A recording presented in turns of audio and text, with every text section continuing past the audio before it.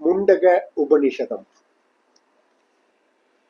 ब्रह्मा देवानां प्रथमः सम्बभूव विश्वस्य कर्ता भुवनस्य गोप्ता स ब्रह्मविद्या सर्वविद्यां प्रतिष्ठाम् अर्थवाय ज्येष्ठपुत्राय माघ. இந்த வித்யையானது முதலில் பிரம்மதேவரிடமிருந்து பெறப்பட்டது. முண்டக உபனிஷதம் அதர்வண வேதத்தை சார்ந்தது. முண்டம் என்பதற்கு தலை என்று பொருள். எனவே இவ் உபனிஷத்திற்கு முண்டக உபனிஷதம் என்பார். அங்கீரஸ் என்ற முனிவர் சௌனகர் என்ற முனிவருக்கு அருளிய உபதேசமே முண்டக உபனிஷம்.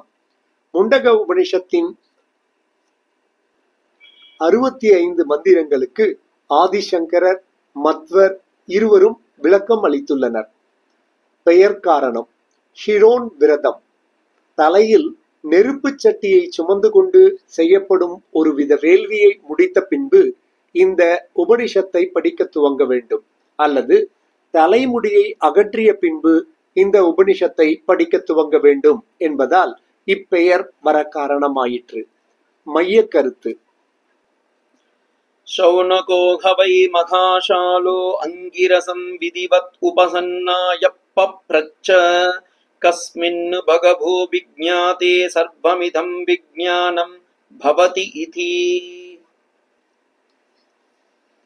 சௌனக முனிவர் எந்த ஒன்றை அறிவதனால் அனைத்தையும் அறிந்ததற்கு சமம் என்று கேட்டதற்கு அங்கீரஸ் முனிவர் மெய்ப்பொருளை, பிரம்மத்தை அறிவதால் மட்டுமே அனைத்தையும் அறிந்ததற்கு சமம் என்று அருளி செய்தார். உபநிடத அமைப்பு: இந்த உபநிடதத்தில் உள்ள 65 மந்திரங்களை 3 அத்தியாயங்களாகவும் ஒவ்வொரு அத்தியாயத்தையும் 2 பகுதிகளாகவும் அமைத்து உள்ளது. அத்தியாயத்தை முண்டகம் என்றும் பகுதிகளை கண்டம் என்றும் அழைப்பர். உபனிஷத சாரம்: द्वे विद्ये वेदितव्ये इतिह रस्म यत्र ब्रह्मविदो वदन्ति परा चैव अपरा च. எந்த ஒன்றின் அறிவை அடைந்தால் அனைத்தும் அறிந்தது ஆகும் என்று கேட்ட சீடனின் கேள்விக்கு குருவானவர் பரா வித்யா என்று அழைக்கப்படும் பிரம்ம ஞானம் எனும் ஆத்ம வித்யா என்ற அறிவை அடைந்தவனே அனைத்தும் அறிகிறான். பிரம்மத்தை புரிந்து கொள்ளும் அறிவே பராவித்யா ஆகும்.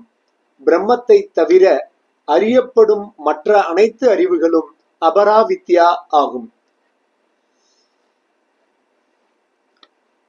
பானைகள் செய்ய களிமண் உபாதான காரணம் என்றால் அதை செய்யும் குயவன் நிமித்த காரணம் ஆகின்றான்.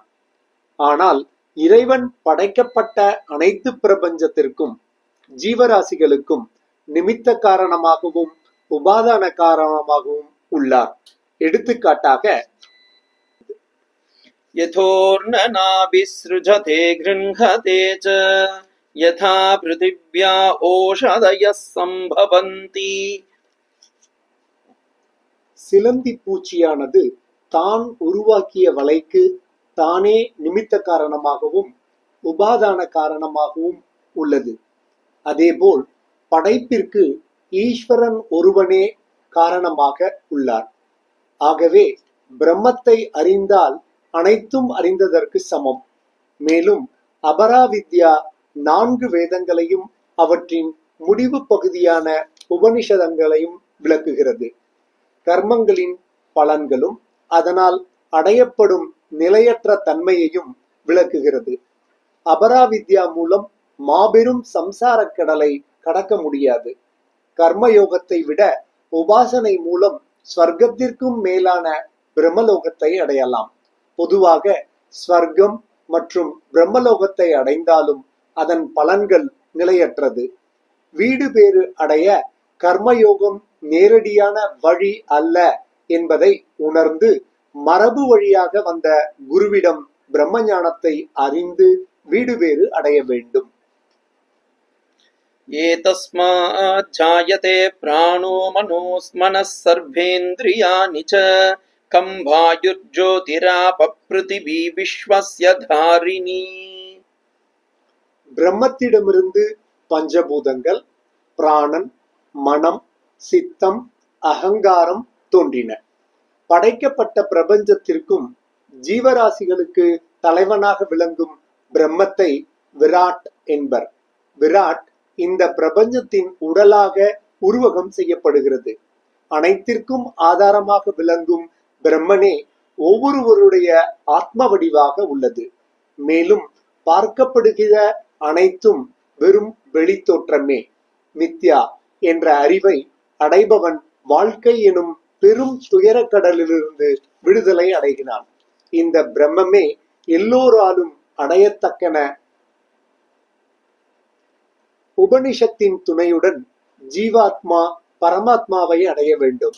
பிரம்ம ஞானத்தில் நிலை பெற தேவையற்ற பேச்சை நிறுத்த வேண்டும் என்று சாதனையாக கூறப்படுகிறது. ந தத்ர சூர்யோ பாதி ந சந்திரதாரகம் நேமா வித்யுதோ பாந்தி குதோயமக்னிஹி தமேவ பாந்தம் அனுபாதி சர்வம் தஸ்ய பாசா சர்வமிதம் விபாதி. பிரபஞ்சத்தின் ஒளி விளக்குகளாக உள்ள சூரியன், சந்திரன், விண்மீன்கள் தங்கள் ஒளியால் பிரம்மத்தை விளக்காது. ஆனால் இவைகள் பிரம்மத்தால் ஒளிர்கிறது. கயிறு பாம்பாக தெரிவது போல தோன்றிய இந்த பிரபஞ்சம் மற்றும் ஜீவராசிகள் வெறும் தோற்றமேயன்றி உண்மையல்ல என்று இந்த பிரபஞ்சத்தை நீக்கி பிரம்மம் மட்டும் இரண்டற்றதாக அத்வைதம் உள்ளது என்று அறிய வேண்டும். பிரம்மத்தை அடைய ஞானமே அடிப்படை காரணம்.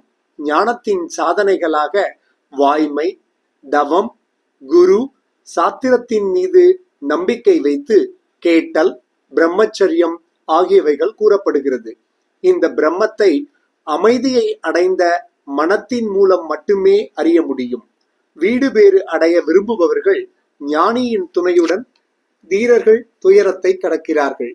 இந்த உபனிஷத்தில் வரும் வேத மந்திரமே நம் பாரத தேசத்தின் சத்தியமேவ ஜெயதே எனும் மகா மந்திரமாகும்.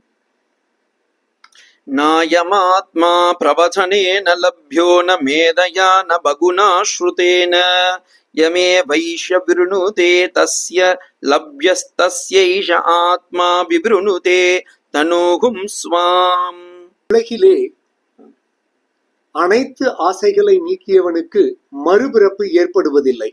இந்த ஆத்ம தத்துவத்தை மனபலம் அற்றவர்களும் வைராக்கியமற்றவர்களும் அடைய முடியாது. வேதாந்த விஞ்ஞான சுனிச்சிதார்த்தா சந்நியாச யோகாயதய சுத்த சத்வா. வேதாந்த ஞானத்தை அடைந்தவர்கள் தியாகம், தூய்மை அடைந்தவர்கள், ஜீவன் முக்தர்களாக இருந்து கொண்டு பாவத்தையும் சோகத்தையும் கடந்து இறுதியான மரணத்தை அடைந்த பின்பு பிரம்ம வடிவாகவே இருந்து மீண்டும் பிறப்பதில்லை. இதுவே முண்டக உபனிஷத் என்பதாகும்.